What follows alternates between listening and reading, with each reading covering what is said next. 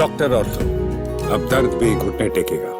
महाराष्ट्र में एक बार फिर भाषा विवाद की चिंगारी सुलग उठी है। मुख्यमंत्री देवेंद्र फडणवीस के हालिया बयान ने इस बहस को फिर से हवा दे दी है। फडणवीस ने अपने बयान में कहा कि राज्य में त्रिभाषा फॉर्मूला 100% लागू किया जाएगा, यानी अब स्कूलों में मराठी और अंग्रेजी के साथ साथ हिंदी भी पढ़ाई जाएगी।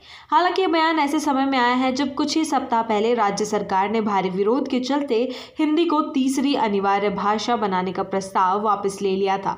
मुख्यमंत्री के इस रुख पर अब विपक्ष खासा हमलावर हो गया है। राष्ट्रवादी कांग्रेस पार्टी एनसीपी के सांसद सुप्रिया सुले ने सीएम फडणवीस से तीखे सवाल पूछते हुए कहा है कि देवेंद्र फडणवीस पर किसका इतना दबाव है। उन्होंने कहा कि महाराष्ट्र में मराठी के साथ सौतेला व्यवहार क्यों किया जा रहा है। सुप्रिया सुले ने मीडिया से बातचीत में कहा, मुझे देवेंद्र फडणवीस की चिंता हो रही है। आखिर कौन है जो उन पर इतना दबाव बना रहा है। गुजरात, तमिलनाडु, केरल, उड़ीसा और अन्य राज्यों में त्रिभाषा फॉर्मूला लागू नहीं किया, फिर महाराष्ट्र को ही ऐसा क्यों करना पड़ रहा है। उन्होंने आगे कहा, इतिहास में पहली बार ऐसा हो रहा है कि महाराष्ट्र का मुख्यमंत्री मराठी को कमतर दिखा रहा है और हिंदी को ज्यादा प्राथमिकता दे रहा है। महाराष्ट्र में मराठी हमारी मातृभाषा है, ये माँ है। हिंदी हो, तेलुगु हो, कन्नड़ हो, हर भाषा का सम्मान जरूरी है, लेकिन इसका मतलब ये नहीं कि अपनी मातृभाषा को पीछे छोड़ दिया जाए। सूले ने एक भावुक अपील करते हुए कहा, माँ और मौसी दोनों से प्यार कीजिए, लेकिन माँ का स्थान सर्वोपरि होता है। आप जिस राज्य की सरकार चला रहे हैं उस राज्य की भाषा का सम्मान कीजिए। भारत में शिक्षा नीति के तहत त्रिभाषा फॉर्मूले की परिकल्पना की गई है, जिसमें छात्र 3 भाषाएं सीखते हैं। आमतौर पर एक मातृभाषा या राज्य की भाषा, दूसरी हिंदी या अंग्रेजी और तीसरी एक अतिरिक्त भाषा।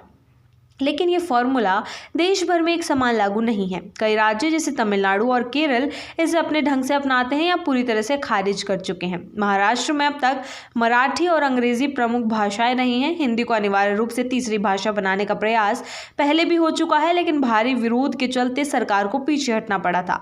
अब मुख्यमंत्री के नए बयान ने पुरानी बहस को फिर से जीवित कर दिया है। भाषा का मुद्दा महज एक अकादमिक या प्रशासनिक फैसला नहीं है, बल्कि क्षेत्रीय अस्मिता, संस्कृति और पहचान से जुड़ा हुआ है। महाराष्ट्र जैसे राज्य में जहां मराठी भाषा गर्व और गौरव की प्रतीक है, वहां किसी अन्य भाषा को प्राथमिकता देना भावनात्मक और राजनीतिक दोनों स्तरों पर तीखी प्रतिक्रिया ला सकता है। एनसीपी, शिवसेना, उद्धव गुट और महाराष्ट्र केंद्रित अन्य दलों ने पहले भी बार बार ये बात उठाई है कि मराठी को प्राथमिकता दी जानी चाहिए और किसी भी अन्य भाषा को थोपना स्वीकार नहीं किया जाएगा।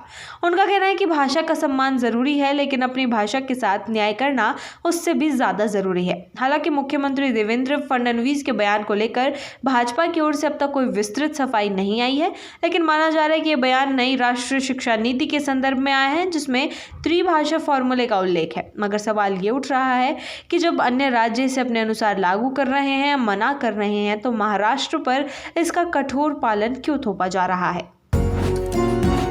डॉक्टर ऑर्थो, अब दर्द भी घुटने टेकेगा।